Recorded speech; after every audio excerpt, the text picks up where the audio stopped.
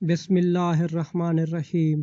ابو ہریرہ رضی اللہ تعالی عنہ سے روایت ہے کہ رسول اللہ صلی اللہ علیہ وآلہ وسلم نے فرمایا، ایک شخص جا رہا تھا کہ اسے سخت پیاس لگی۔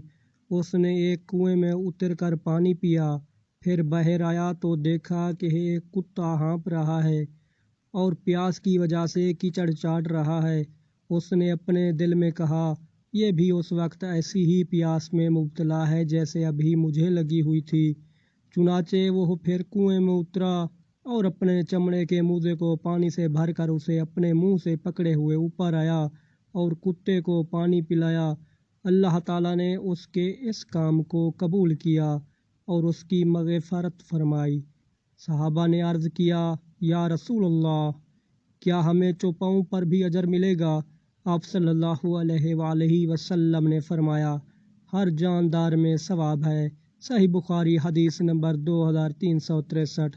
اللہ تعالی ہمیں اس پیاری حدیث پر عمل کرنے کی توفیق عطا فرمائے، آمین۔